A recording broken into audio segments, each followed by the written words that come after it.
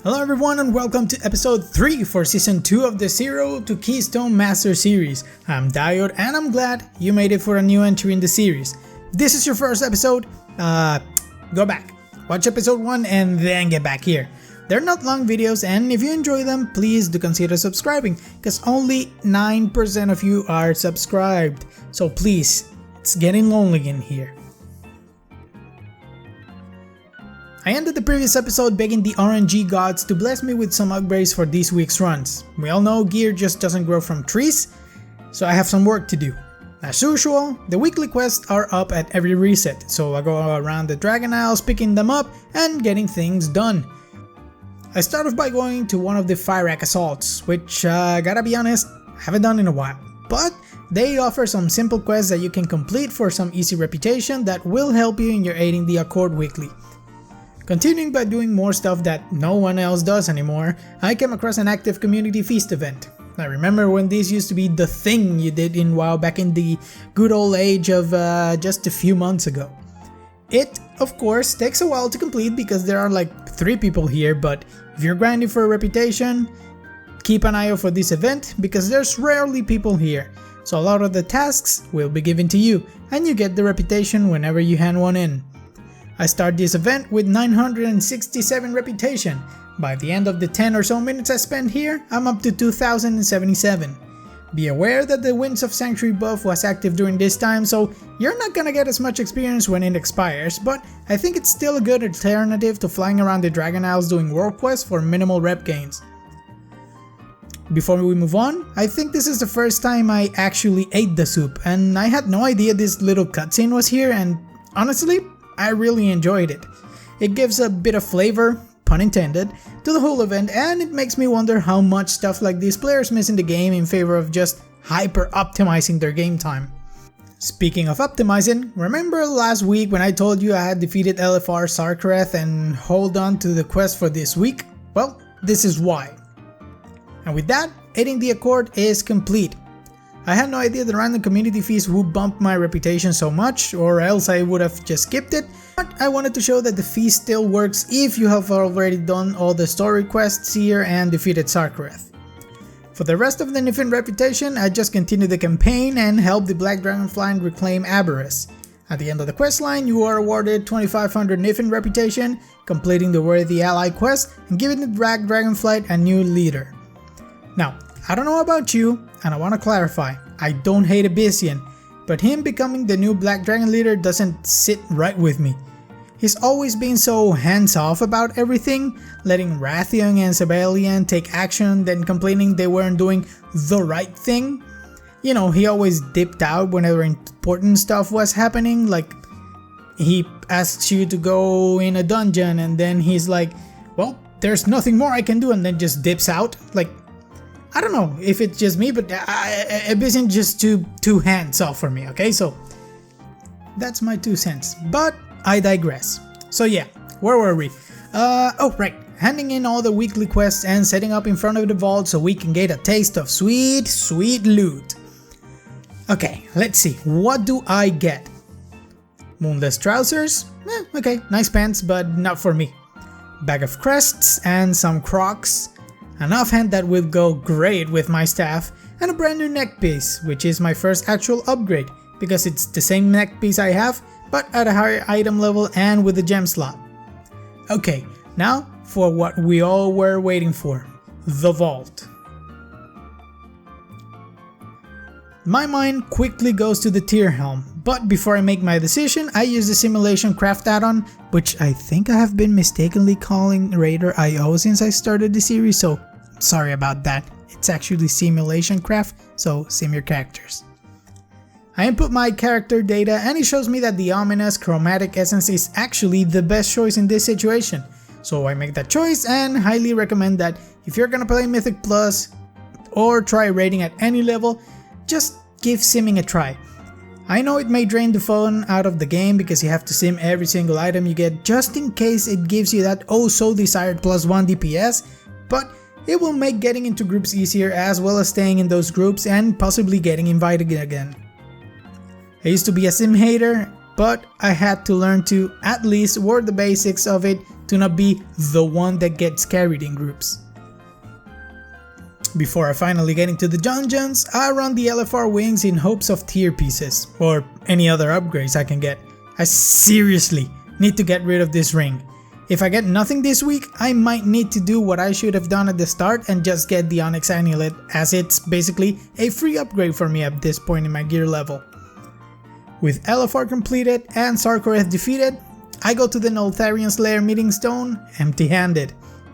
I won't let the lack of gear put me down though, so I'll just put up a group together and clean up this plus 12 in no time.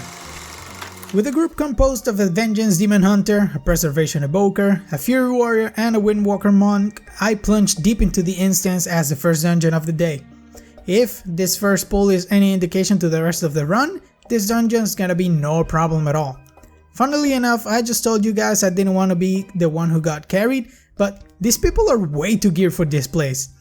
Either that or I'm way over my head at this point because their damage is absolutely crazy compared to mine. Group mobility is also something to behold. These guys were pulling and clearing paths before I even got to cast a single spell. Pretty sure you can figure out how the rest of the run went, so I'll cut yet another Noltharian Slayer run short because we finished with 0 deaths and over 17 minutes remaining on the clock. That bumps my key to a plus 15 and I get some nice shoulder upgrades, which I think I can transform into the corresponding tier piece. Before I do anything though, I head on over to u.gg, a website that I have mentioned time and time again during this series. In it, you can search for your class and spec and see what other people are doing with it. You can see the best in slot list for every piece of gear that you need. You can also look at gear you can obtain while you look towards your best in slot. Look at the enchants people are using. You can filter between raid and mythic plus talent and gear builds, stat weights and much more. To my delight, I was right. The tier shoulders are best in slot for the Shadow Priest. So I used the catalyst to convert the item I just got from the dungeon, and with that, my first set piece is acquired.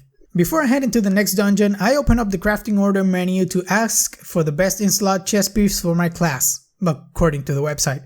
I put the highest materials for use and leave a 500 gold tip to whomever picks up the job. While I wait for that, I head on over to the halls of Infusion 15 for the next run of the night. Now, let me tell you guys something right off the bat. This run was catastrophic and it was mostly my fault. The first 2 deaths in this instance were mine, where I got one shot seconds after starting the run and then again a few seconds later. The section of this video is gonna be a bummer, but I beg of you to please stay a while and listen. There's a point to all this misery. Throughout the run, my DPS was dragging along behind everyone else. I honestly don't know if I'm just too undergeared for 15s or if everyone else decided to bring their mythic rating characters to low keys. I struggled to keep up with the damage, and the fact that I'm just not bringing anything of value to the group really hurt my self-esteem. Sure, I used Mass Dispel whenever I saw some stacks of bursting, but that was it. My damage as a damage dealer was negligible. That's like having a tank who can take a hit or a healer that can keep the group healthy. It was honestly getting to my head, and my gameplay started falling because of it.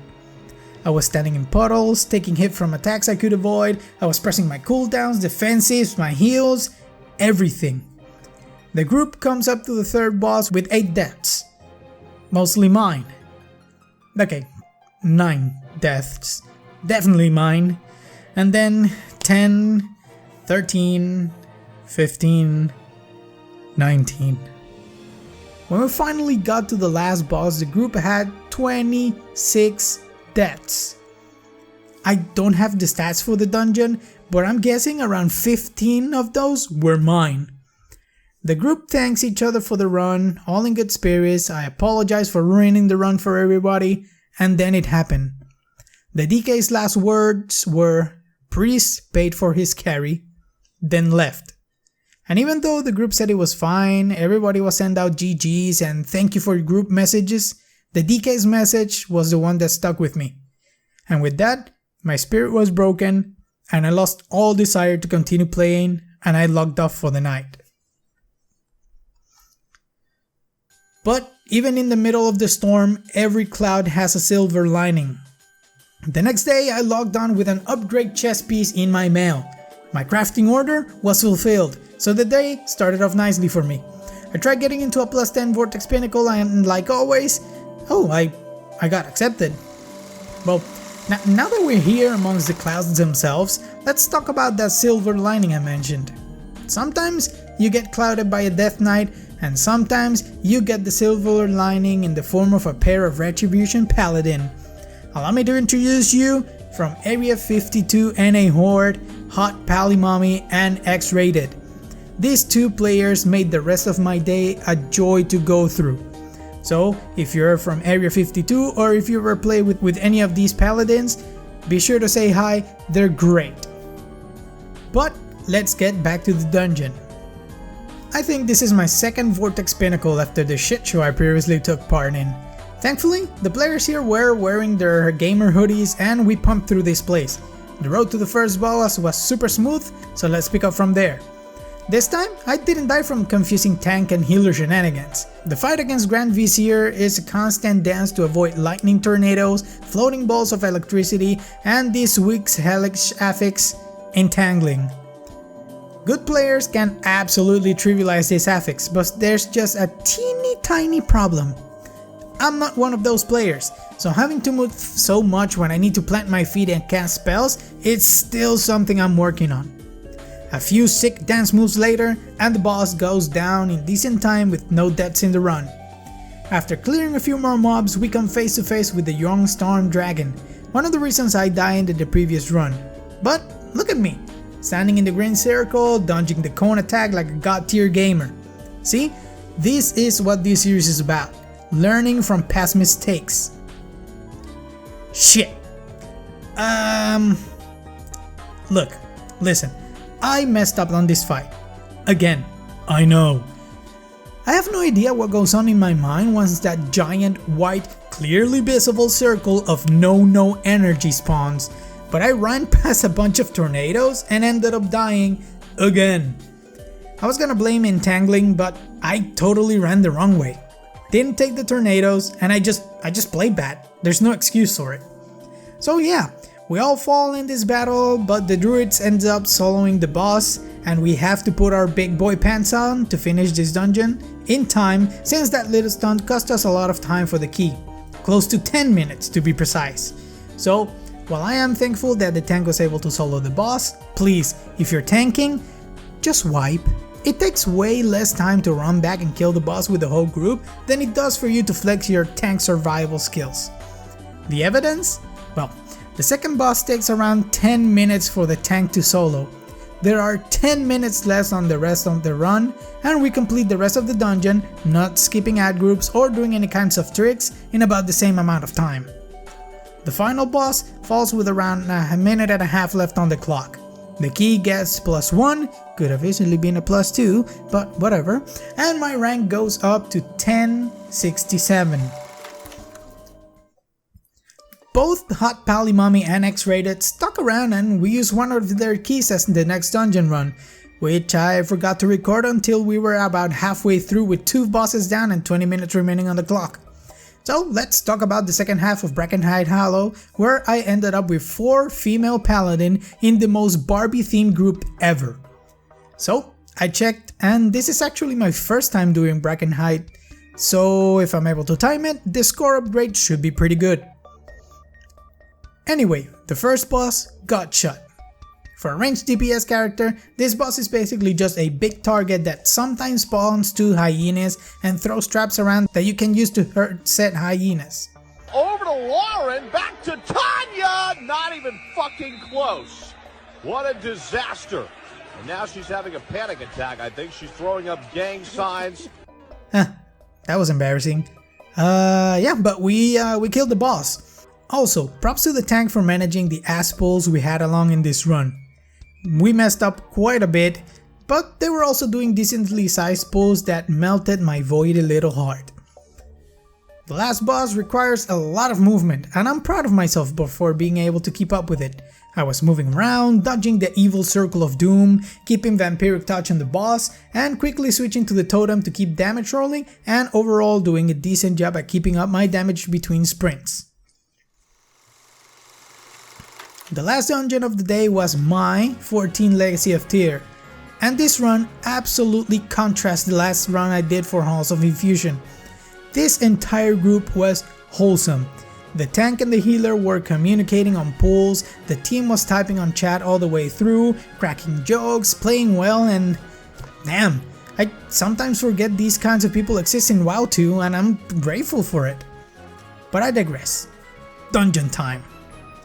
At level 14 we also have to manage the bursting affix, which keeps a damage over time debuff on everyone for a short time, unless you keep defeating mobs. Then it starts stacking and the damage ramps up like crazy.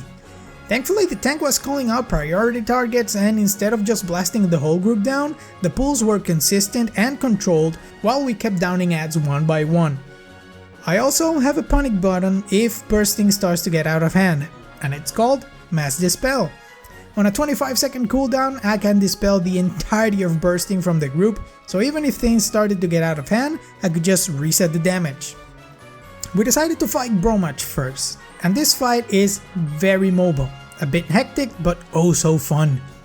The main thing to watch out for is the totems that get summoned periodically through the fight. Those need to be prioritized to avoid massive AoE damage to the group. Ads are also called into the fight, so you just group them up and start blasting. I've already talked about the Lost Dwarves fight and there's no new mechanics there, so I'll just skip to the next one. I also talked about the Talandras fight in last week's episode, but I do want to show you the importance of orb placement. Contrary to the last time, this group places the orb close together so the tank can kite the boss around them without having to run through the entire arena. This also helps the melee DPS stay on target and the ranged DPS to continue their damage, moving only when they need to replace an orb.